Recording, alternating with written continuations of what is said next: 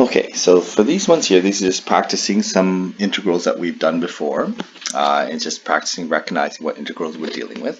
So if we take a look at this one is the arctan integral. So we have to remember what the arctan integral look like. So the arctan integral look like this. So basically the integral of a squared plus x squared is equal to 1 over a arctan x over a and then plus c. Okay, so that's what the general formula looks like. So then we need to apply that to this case here.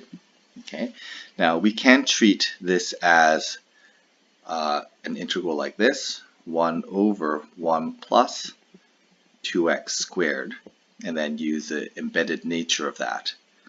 Okay, the 2 to make sure that we deal with that, or we can get rid of that 4. Okay, we can do times 4 on top.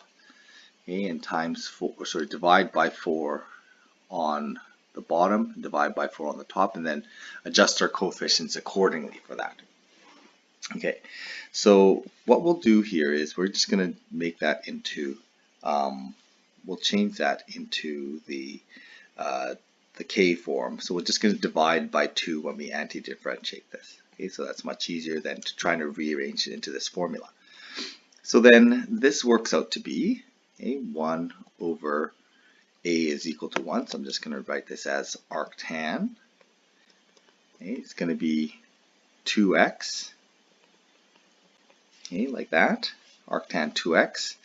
And then because of the extra times 2 that we had there, we have to remember to divide by 2. And then we have our plus c. Okay, now if you want to rearrange this into this form, you'd have to get rid of that times 4, divide 4 on top, divide 4 on bottom. We're going to end up with a 1/4 coefficient, and then we've got to keep track of all these extra coefficients. In the end, you'll end up with the exact same thing, but you have a little bit more work to do if you do it that way.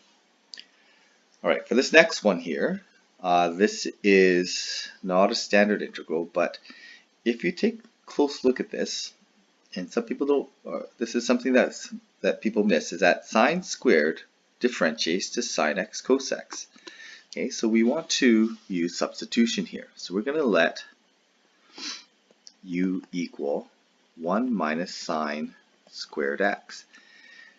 The du then is going to be negative 2 sine x, and then we differentiate sine x into cos x. Okay, remember there's chain rule involved here because we have to differentiate the square, and inside we have to differentiate the sine. So then I could just do du divided by negative 2, and there's my times dx.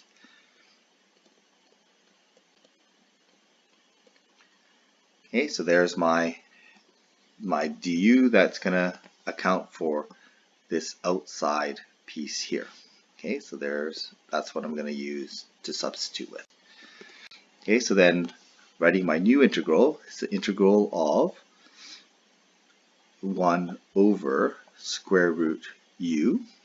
Okay, and then that du is going to be replaced by, the du will replace du over 2, so I'm going to write that 1/2. And that negative 1/2 du is going to replace all of that cos x, sine x cos x dx. So there it is. There's my integral in terms of u. So I'm going to anti-differentiate this. So this becomes negative 1/2. It becomes 2 root u plus c. And then replace the u back in. So this becomes negative root 1 minus, just a little bit nicer, 1 minus sine squared x plus c.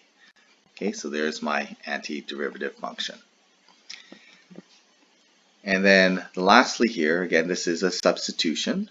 We're going to let x, and again, what I'm looking at is the fact that this is a power 3 here, there's a power 2 here, there's no extra pluses that I have to account for. So this is a substitution. So I'm going to let u equal 3 minus x cubed. And then my du is going to be equal to negative 3x squared dx. I want 4x squared dx, so I have to times both sides by 4 and divide by negative. So I'm going to end up with negative 4 over 3 du. That's going to give me my 4x squared that I need.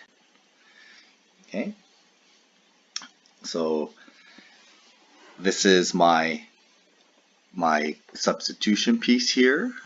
So this is a piece I want to substitute for, and I'm going to use that to substitute. Okay, and then I just plug in. This is going to be the integral of 1 over square root u, and then my du part. When I replace it, I'm going to put the negative 4 over 3 on the outside du, and again there's pretty much the same integral I had in the previous example with a different coefficient. So this is equal to negative 4/3.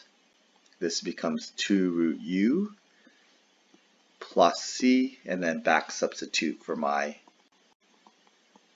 inside function. So this becomes 8 over 3 square root of, in this case, inside was 3 minus x cubed. And then don't forget the plus c.